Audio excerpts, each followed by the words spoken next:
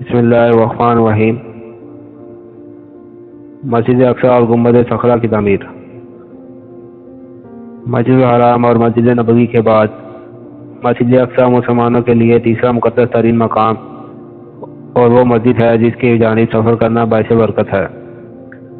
قبلہ اول کی حیثیت رکھنے والی مسجد اقصی کی سب سے بڑی فضیلت یہی ہے کہ نماز فرض ہونے کے بعد 16 سے 17 ماہ تک مسلمان اس کی جانب رخ کر کے نماز پڑھتے رہے۔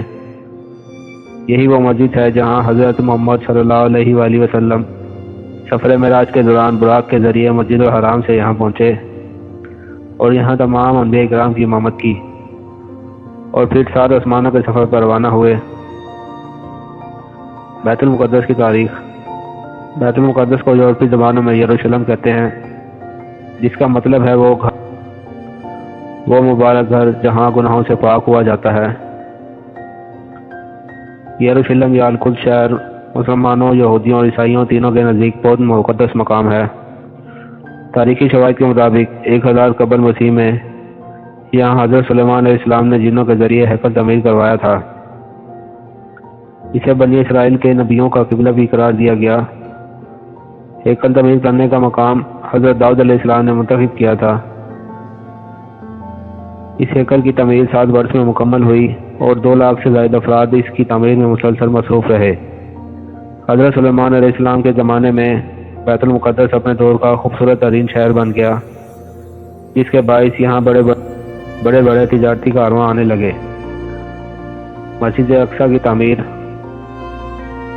مسجد اقصی مشرقی بیت المقدس میں واقع ہے، اس پر اسرائیل کا قبضہ ہے۔ اس میں 5000 نمازیوں کی گنجائش، جبکہ صحن میں بھی ہزاروں افراد فریضہ نماز ادا کر سکتے ہیں۔ حضرت یعقوب علیہ السلام کو مسجد اقصی کا معمار مانا جاتا ہے۔ بعد میں اس کی حضرت داؤد علیہ السلام اور ان کے بعد حضرت سلیمان نے تجدید کروائی۔ یہ مکہ مکرمہ سے تقریباً 1300 کلومیٹر کے فاصلے پر ہے۔ بیت اللحم اس کے جنوب اور رام اللہ شمال میں واقع ہے۔ سلطان صلاح الدین ایوبی نے عیسائیوں سے قبلہ اول کو آزاد کروانے کے لیے تقریباً 16 جنگیں لڑی اور 583 ہجری میں بیت المقدس فتح کر کے مسجد اقصی کو اندر سے عیسائیوں کے تمام تر نشانات اور تعمیرات سے پاک کیا اور محراب اور مسجد کی سر نو تعمیر کروائی۔ 595 میں ایوبی خاندان نے پہلی بار مسجد کو عرق گلاب سے غسل دیا۔ 634 ہجری میں ملک شاہ اور 686 میں ملک منصور سیف الدین نے مسجد کی وسعت میں اضافہ کیا، جبکہ 865 میں نادر الحرم عبدالعزیز العیاقی کے دور میں بھی اس مسجد کی تنظیم و آرائش کی گئی۔ گنبد صخرہ کی تعمیر۔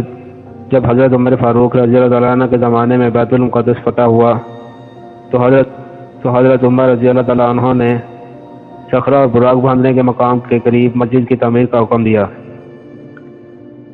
مسجد صخرہ کی تعمیر کے کئی مراحل سے گزری۔ 70 ہجری میں خلیفہ عبد الملک بن مروان نے مسجد کی تعمیر شروع کروائی اور 86 ہجری میں ان کے بیٹے خلیفہ ولید بن عبد الملک نے اسے مکمل کروایا۔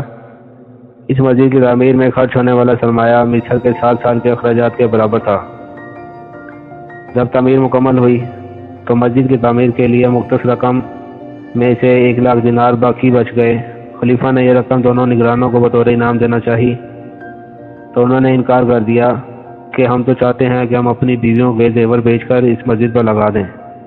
چنانچہ خلیفہ نے سونے کے دینار ڈھلوا کر مسجد کے دروازوں پر سونے کی چادریں چڑھا دیں۔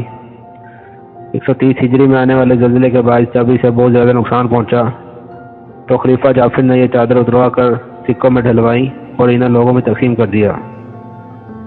163 ہجری میں خلیفہ مہدی بن جعفر نے مسجد کی حدود کی چوڑائی کم کر کے اس کے طول میں اضافہ کروا دیا۔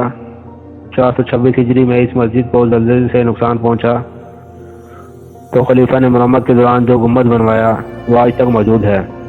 خلیفہ نے مسجد کے شمال کی جانب 7 دروازے تعمیر کروائے۔ 492 ہجری میں ہونے والی صلیبی جنگ کے بعد جب عیسائیوں نے بیت المقدس پر قبضہ کیا تو انہوں نے مسجد صخرہ کی تعمیر میں بہت رد و بدل کیا۔ انہوں نے رہائش کے لیے مسجد میں کمرے بنائے اور اس کا نام معبد سلیمان رکھ دیا۔ اس کے علاوہ بھی اس دور میں دیگر تعمیرات کی گئیں۔ جو بطور جائے ضرورت اور اناج کے اسٹوریج کے لیے استعمال ہوتی تھی۔ عیسائیوں نے مسجد کے اندر اور اسے ایک گرجا گھر بھی تعمیر کر دیا۔ اس دور میں عیسائی گنبد صخرہ کے ٹکڑے توڑ کر اپنے علاقوں میں لے جاتے تھے اور سونے کی گود انہیں فروخت کر کے مال کماتے تھے۔ گنبد صخرہ اور مسجد اقصی میں ابہام انسائکلوپیڈیا اور مستوہ الفلسطینیہ کے مطابق مسجد اقصی کا نام کا اطلاق پورے حرم قدسیہ پر ہوتا تھا، جس میں گنبد صخرہ بھی شامل ہے۔ گنبد صخرہ کو مسجد اقصی کے صحن کے وسط اور قدس شہر کے جنوب مشرق کی جانب بنایا گیا ہے۔ آج کل گنبد کی تصویر منتشر ہونے کی وجہ سے اکثر مسلمان اسے ہی مسجد اقصی خیال کرتے ہیں، حالانکہ ایسی کوئی بات نہیں۔ مسجد بڑی صحن کے جنوبی حصے میں واقع ہے، جبکہ یہ گنبد صحن کے وسط میں اونچی جگہ پر موجود ہے۔ 969 ہجری سے 1341 ہجری تک مسجد اقصی اور قبہ صخرہ کی خلافت عثمانیہ کے زیر انتظام رہی اور گاہے بگاہے اس کی تعمیر میں رد و بدل کیا جاتا رہا۔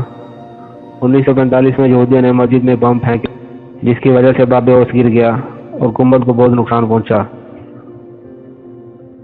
1967 میں یہودیوں نے گنبد کے بعد مسجد کو اور زیادہ نقصان پہنچایا۔